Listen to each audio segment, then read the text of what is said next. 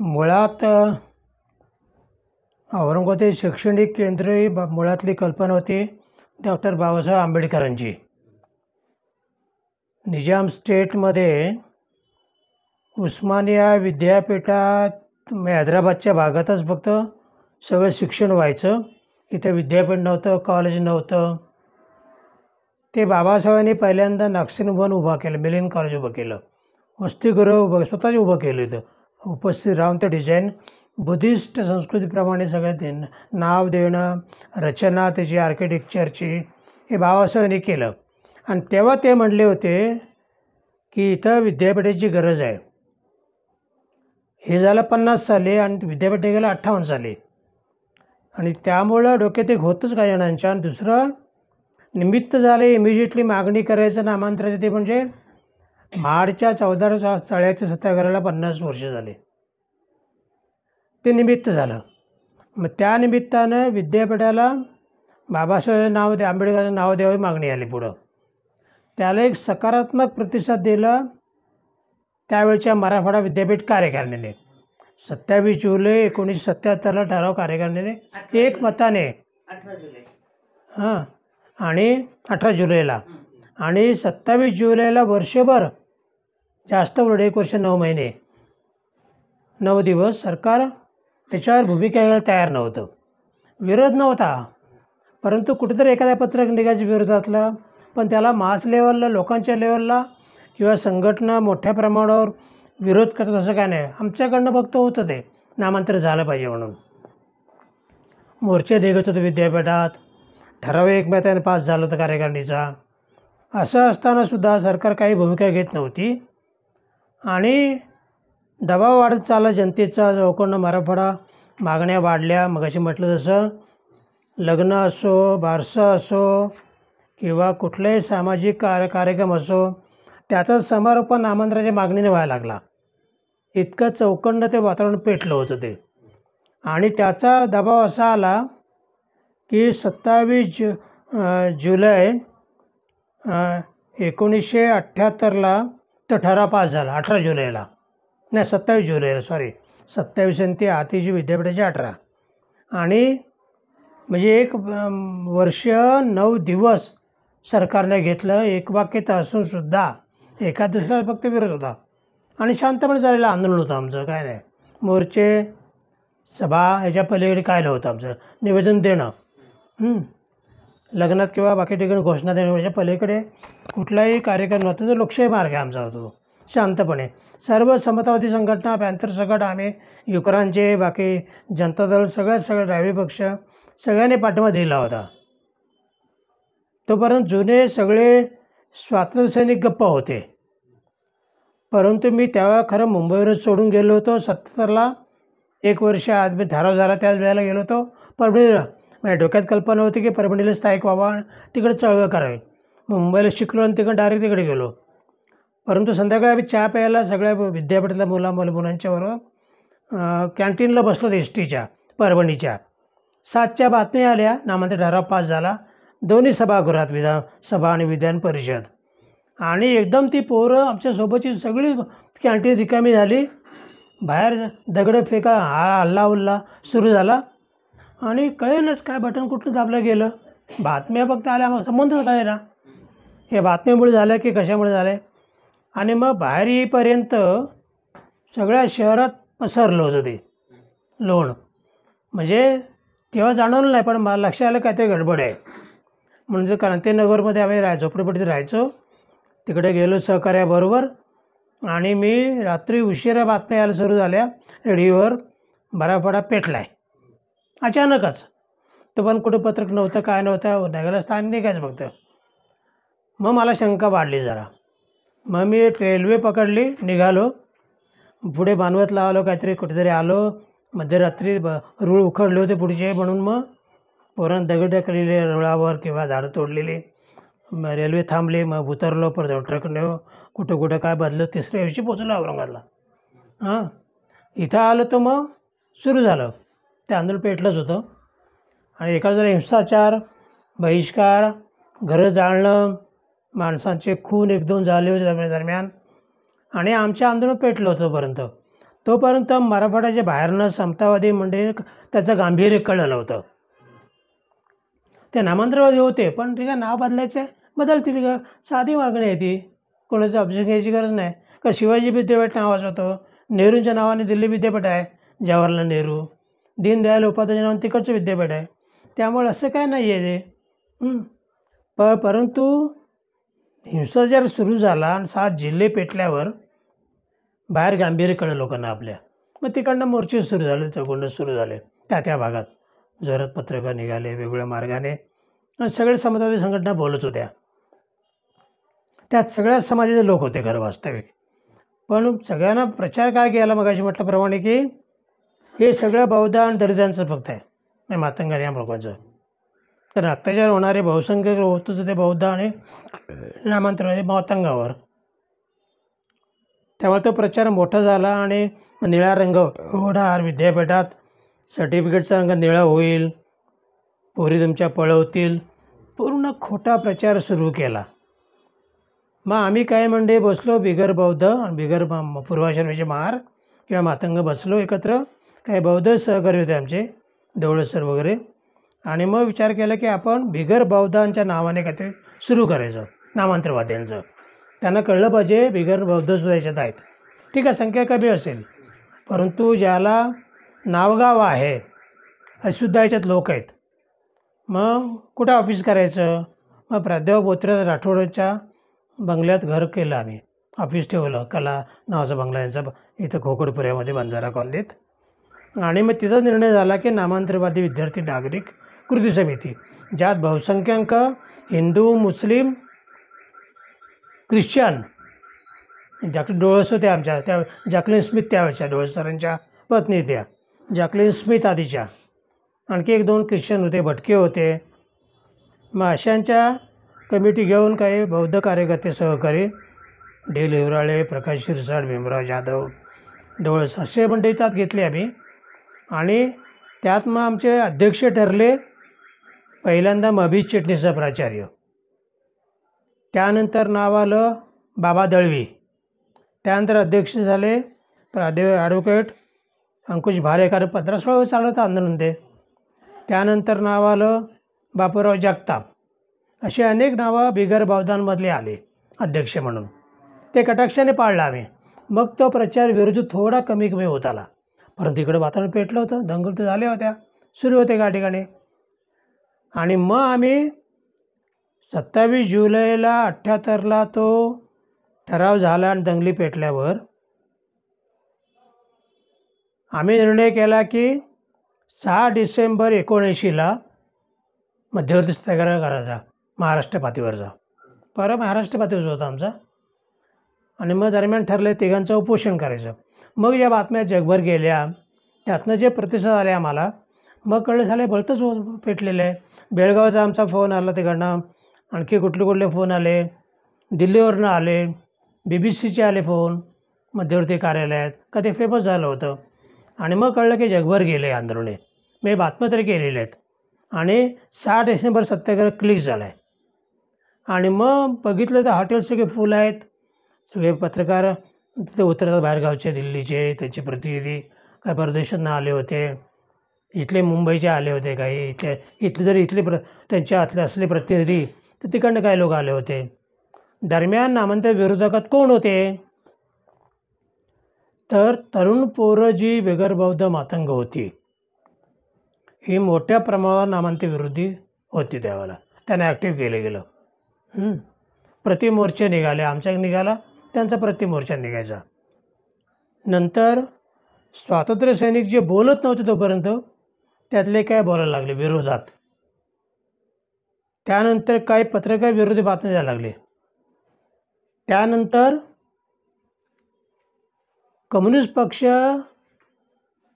त्यातले जे जुने स्वातंत्र्य सैनिकातले काही, त्यावेळचे हैदराबाद संस्थान असतानाचे जे विरोधी पक्ष नेते किंवा आमदार विधानसभेचे तिकडचे, कॉम्रेड VD देशपांडे, वारले ते आता, आमच्या अंग मित्र होते, ते ज्येष्ठ होते खरं, ते विरोधात.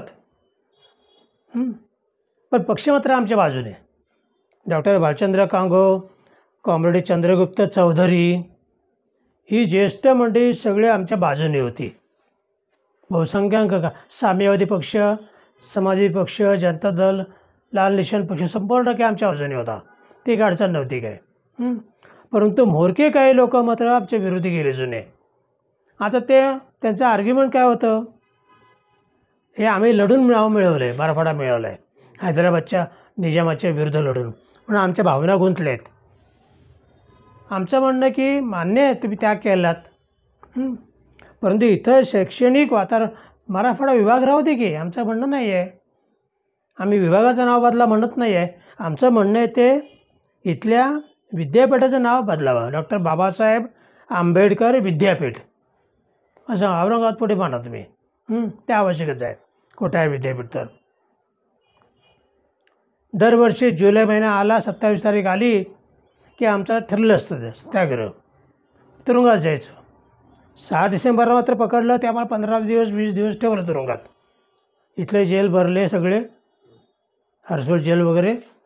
नंतर आम्हाला टाकलं नाशिक टाकलं होतं आम्हाला, काय लोकांना टाकलं होतं ठाण्याला, मुंबईला. माहीत जिल्हे तर भरलेच होते तिकडचे, म्हणजे चौकडं तुरुंग जवळजवळ भरले होते. इतकं सगळं मोठ्या प्रमाणावर, कारण तिकडचे लोक वाटेत अडवल्यामुळं जे काय पायी निघाले होते ते लॉंग मार्च वगैरे, ते तिकडं भरले होते ते. अधिक 6 डिसेंबरला अडवलं तर लोक त्यांना पकडून टाकलं होतं. त्यामुळं एक दबाव वाढत तर होता. दरवर्षी आम्ही करायचोच, लेख लिहित होतो लोक, सभा चालल्या होत्या दरवर्षी.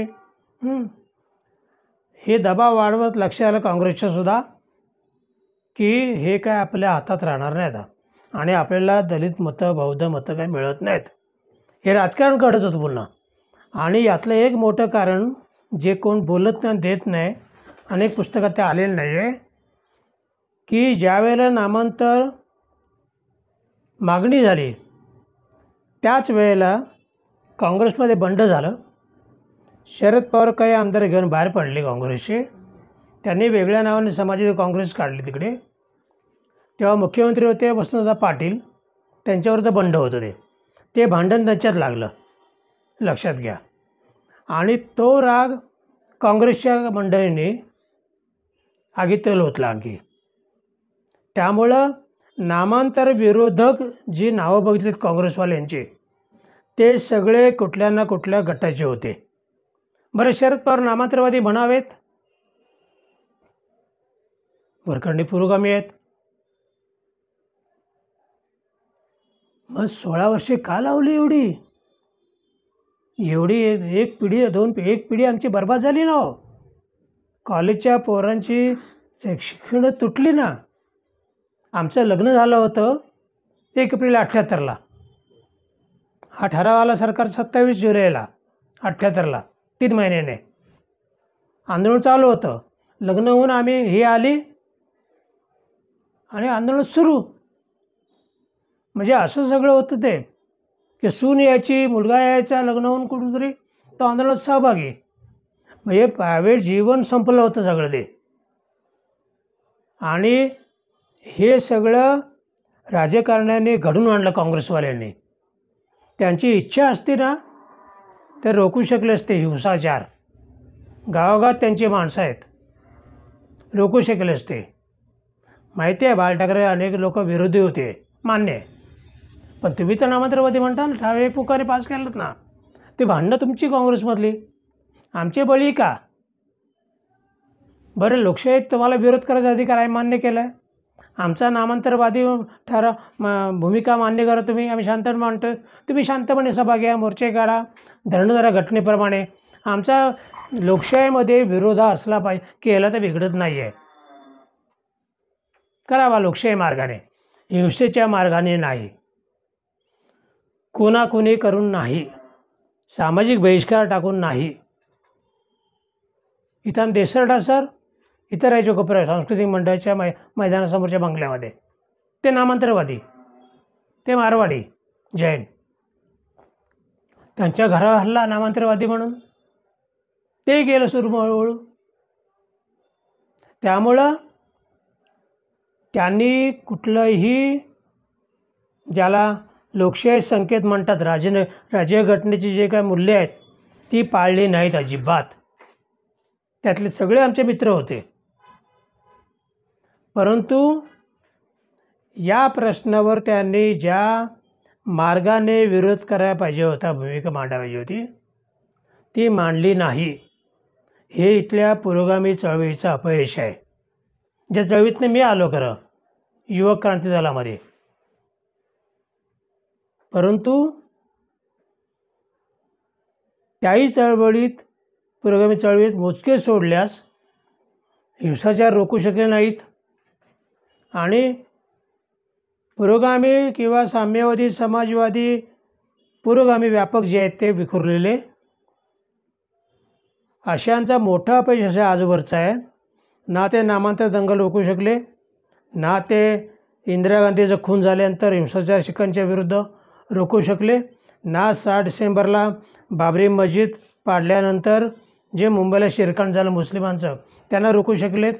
म्हणजे आमची मर्यादा चळवळीतली अशी, पक्ष संघटनाची पुरोगामी, आम्ही हिंसाचार रोखू शकत नाही. ना मुस्लिमांना संरक्षण देऊ शकत, ना बौद्धांना, ना बौद्धेतर दलितांना, एसीना, ना नामांतरवादन देऊ शकलो. हे सर्वात मोठं अपयश आहे. एक यश कुठला आहे? मग राख सावडायला जायचो आम्ही, पुनर्वसन करा, हे चांगलं आहे बा, पण जळला तर स्मशानात. आता राख सावडून काय पूजा करायची आहे? याचा पुनर्विचार अजूनही गांभीर्याने कोणी केलेला नाही. कुठं काही पडतो आपण. महात्मा गांधी एकटे विरोध, ठीक आहे, आमचा वैचारिक विरोध असेल त्यावेळेला बाबासाहेबांचा वगैरे, अजूनही आमचा काही आहे. परंतु नवाखाली दंगल झाली, हिंदू मुस्लिम दंगल पेटली, ते पूर्व पाकिस्तान झाल्या, पश्चिम पाकिस्तान दोन्ही झाल्यानंतर, फाळणी झाल्यावर ते जाऊन एकटे उपोषणाला बसले. इकडे स्वातंत्र्य 15 ऑगस्ट मिळत होतं. वास्तविक ते सर्वोच्च नेते काँग्रेसचे, स्वातंत्र्य लढ्यातले मोठे नेते, त्यांच्या हस्ते रात्री 12 वाजता झेंडावंदन व्हायला पाहिजे होतं, काँग्रेसने करायला पाहिजे होतं. परंतु ते बसले कुठं? शांत व्हा, हिंदू मुस्लिमांना लढू नका म्हणून, दंगल करू नका म्हणून. ही हिंमत लागते उपोषणामध्ये. आम्ही ती नाही करू शकलो.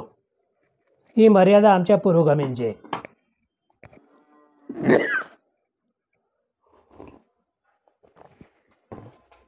आणि मग ती 14 जानेवारी 1994ला, इतक्या वर्षानंतर, 2 दशकाला 2-3 वर्ष उरली होती, 3 वर्ष, एक पिढीला संपायला.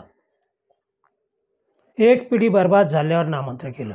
ते नामांतर नव्हतं, तो होता नामविस्तार. मराठवाडा विद्यापीठ कायम ठेवलं आणि डावीकडे डॉक्टर बाबासाहेब आंबेडकर लिहिलं. मग तुम्ही तेव्हाच करू शकलं असतं ना. 27 दंगल पेटली, संध्याकाळी 7ला बातमी वाचल्यावर रात्रभर हिंसाचार पेटला होता. तर मी 28ला विधानसभा बोलून तातडीने चालू होती. हिंसा रोखू शकलं असतं. पुलत गव्हर्नमेंट होतं पुरोगाम्यांचं, समाजवादी, साम्यवादी सर्व पुरोगाम्यांचा पाठिंबा होता.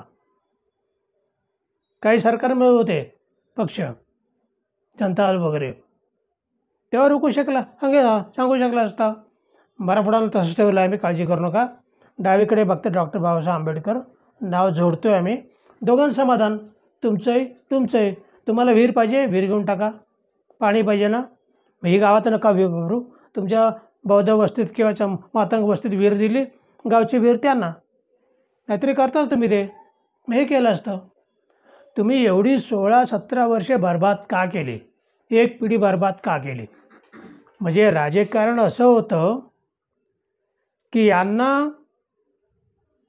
दलित, आदिवासी, भटका व्यक्त माणूस कापला काय, जिवंत राहिला काय, देणं घेणं काही नाही, आम्हाला फक्त मतं द्या. आणि ते तेव्हा का केलं? दबाव तर आमचा वाढत होता नामांतर महाराष्ट्रभर. बाहेर लोक बोलायला लागले लेख लिहून काय काय जगभर. हा दबाव एक झाला. पण दबावाला सरकार असं तोंडी का लेख लिहून काय बदत नाही. त्यांच्या लक्षात दरम्यान आमचा बहुजन महासंघ स्थापन झाला होता 92 साली. आणि बाळासाहेब आंबेडकरांच्या नेतृत्वाखालचा आधीचा भारतीय रिपब्लिकन पक्ष भारीप, आणि बाळासाहेबांनीच पुढाकार घेऊन निळू फुले, राम नगरकर, मी, रेखा ठाकूर, आम्ही सगळे असे मकरम पवार अकोल्यातले बधे सगळी मोठे एकत्र घेतली. नॉन बुद्धिस्ट, नॉन महार किंवा नॉन मातंग वेगवेगळ्या समाजातली मुस्लिम एकत्र घेतले आणि मग बहुजन महासंघ आमचा स्थापन केला. आणि त्या बहुजन महासंघ आणि भारीप हे 95च्या निवडणुकीत आम्ही रजिस्टर पार्टी केली, भारीप बहुजन महासंघ नावाने. कारण 95 निवडणूक आली विधानसभेची. तर आम्ही भारीप बहुजन महासंघाचा आम्ही निवडणुकीच्या आधी प्रचंड मोठा मोर्चा नागपूरच्या हिवाळी अधिवेशनावर काढला. त्यात बहुसंख्याक बिगर बुद्धिस्ट, बिगर मातंग मंडळी होती. आम्ही बाकीची मंडळी होतीच आपली. सगळं बाळासाहेब सकट आम्हाला अटक केली. असे दबाव चौकानं वाढत गेले आणि त्यांच्या लक्षात आलं की आपण जर काँग्रेस परत उभं राहिलो आपले ही काय मतं मिळत नाहीत. कारण 78 नंतर ज्या निवडणुका झाल्या त्या आकडेवारी बघितलीत तर काँग्रेसला मिळणारी मतं तर आमदार फुटले होते, 2 गट झाले होते, ती विभागली गेली होती, त्या मताची टक्केवारी खाली आली होती, त्यांचे आमदार कमी झाले होते, खासदार कमी झाले होते. आता जर निवडणूक घेतली तर आपलं काय खरं नाही आहे. 95 निवडणुकीत काँग्रेसवाले सत्ताधारी किंवा भाजपवाले सुद्धा यांना बरोबर राजकारणाची नाडी कळते. ठोके कसे वाढले, माणूस जाणारा की जगला आहे, याला आयशीयूत टाकायचं की जदलावर टाकायचा, त्यांना बरोबर कळतं. त्यांना कळली मतं काय मिळतात आपल्याला. आणि बौद्ध आणि मातंग मतं नाही मिळाली, मतं नाही मिळाली, नामांतर मातेची मतं नाही मिळाली तर आपलं सरकार काय, आपण निवडून काय, सरकार लांब आहे, निवडून येत, बहुसंख्याक येतच नाहीत. आणि 95ला तेच झालं. भारी बहुजन महासंघ उभा राहिला. त्यात CPI, CPM, लाल नेशनल पक्ष, लेनिनवादी, शरद पाटलांचा सत्यशोधक कम्युनिस्ट पक्ष, दत्ता सामंतांची कामगार आघाडी, BSP, कांशीराम आले सभेला आमच्या मुंबईच्या, आम्ही सगळ्या संघटना सामाजिक एकत्र आणल्या होत्या आणि 95 निवडणूक आम्ही जेवढी मतं घेतली भारी बहुजन महासंघे, बाकीयांनी घेतली पक्षाने, त्याच्या आसपास काँग्रेसची मतं कमी झाली, अधिक फुटली यांची मतं. फुटली तर खूपच होती आमच्यापेक्षा जास्त. तेवढ्या मतानं खाली पडली आणि BJP सेना आली. हा राजकीय दबाव असल्यामुळं त्यांनी नामांतर केलं. प्रेमापोटी नाही. अनेकांनी ग्रंथ लिहिले, त्यात दिले की शरद पवार हे पुरोगामी, त्यांनी नामांतर केलं. साफ झूट. 16 वर्ष आम्ही काय केलं, मग काय केलं तुम्ही? आमचे खून का बघत बसलात? आमच्या घरं जाळले ना अख्ख्या मराठवाड्यात. त्यावेळचे 5 जिल्हे आणि आताचे 8 जिल्हे. एका गावात नव्हतं ते. रामनन कमिटी आली, सगळा रिपोर्ट प्रसिद्ध येतो. लाखो कोट्यवधी रुपयाचं नुकसान झालं. पोचेराम कांबळे सगळे गेले, ठार म्हणून टाकलं. भरेवारला, उदगीरला जाळलं PSIला. का? तर आमच्या बाजूच होता म्हणून, आमच्या लोकांना वाचवत होता म्हणून. जे नामांतरवादाच्या बाजूचे आहेत त्यांच्यावर हल्ले करा. मग तुम्ही बघत का होतं? सरकार तुमचं होतं ना हो. एखादं सरकार होतं, कारभार होता, सरकार तुमचं. आणि हा अनुभव केवळ नामांतरातच नाही आहे, त्याचं रिपिटेशन आजपर्यंत होत आहे. 6 डिसेंबरला बाबरी मस्जिद उद्ध्वस्त केली संघवाल्याने, त्या संघ परिवाराने. इथली शिवसेना पुढाकार होते बाळ ठाकरेंची. सरकार केंद्रात काँग्रेसचं, UP भाजपचं. अरे केंद्रात तुमच्यासारखं मिलिटरी तुमच्याकडे आहे.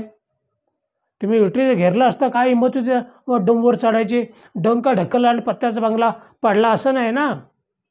ती बाबरी मस्जिद ठोकून फडवून टाकली, ती उद्ध्वस्त केली. त्याचं नामांतरात घडलं. तेव्हाही काँग्रेसने बघितलं मजा, आता आमची मजा बघितली.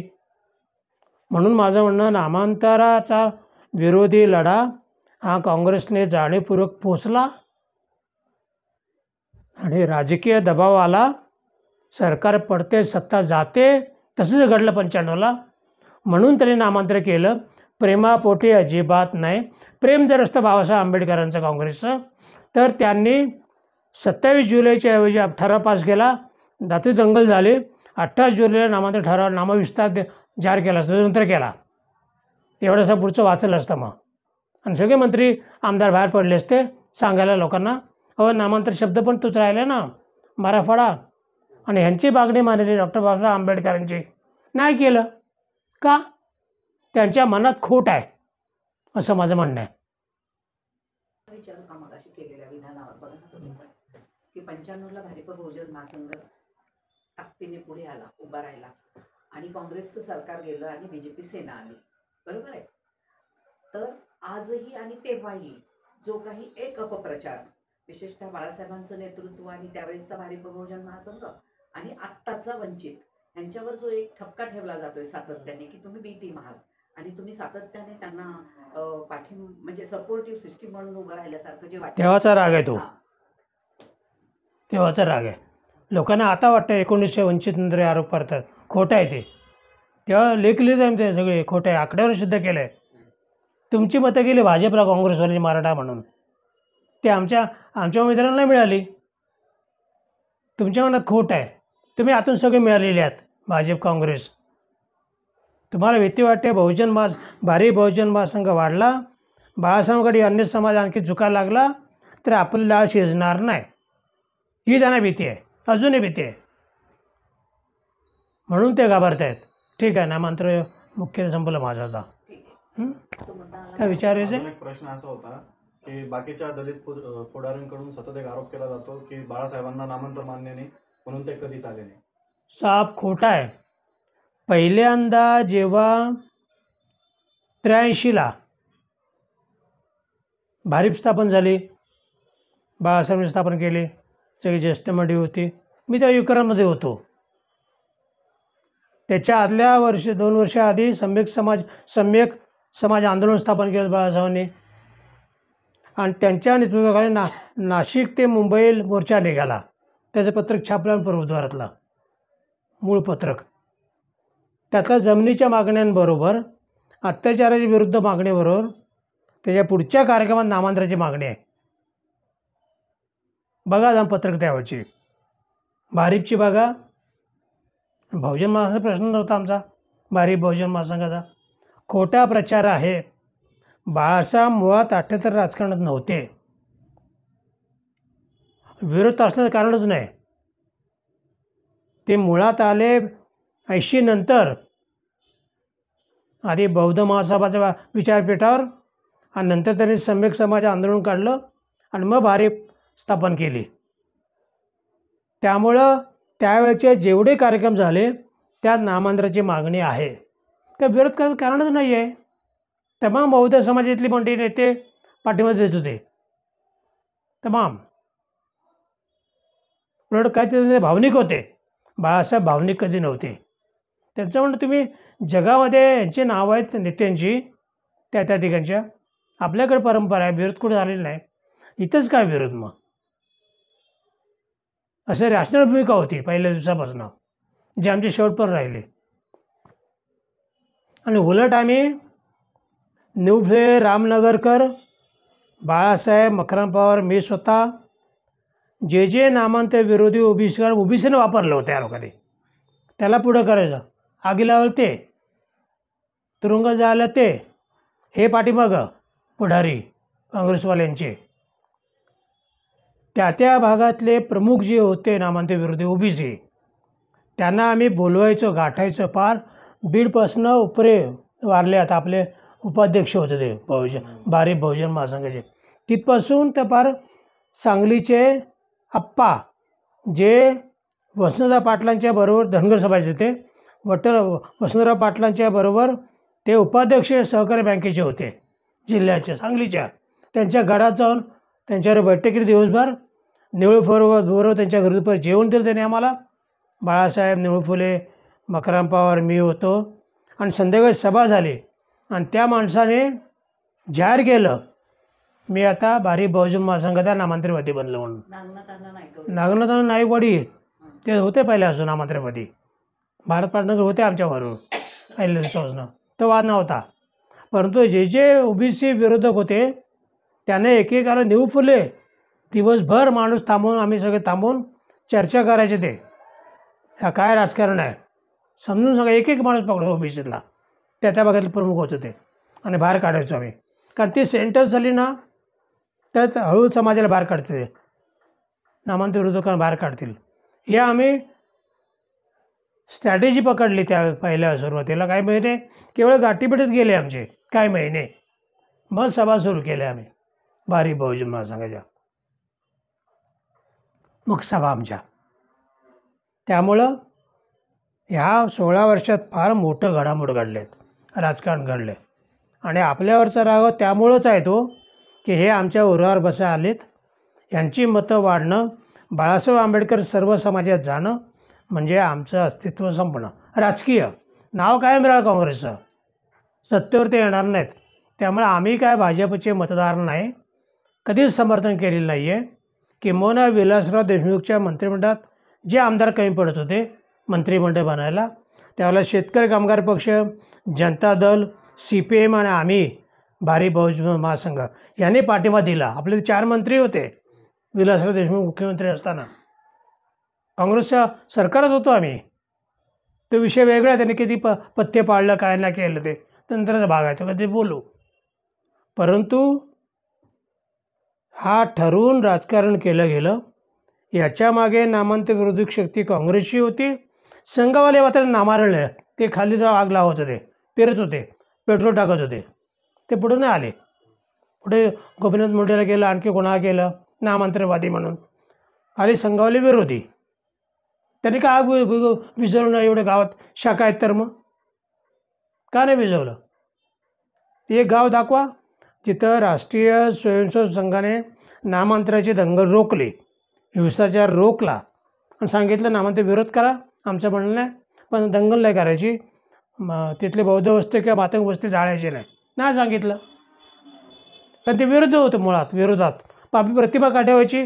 पुरोगामी. आणि गावच्या बाती मिली बघत त्याची खालेलवर. त्यामुळे हे असं राजकारण घडलेलं आहे जे नामांतरामागे मोठं होतं.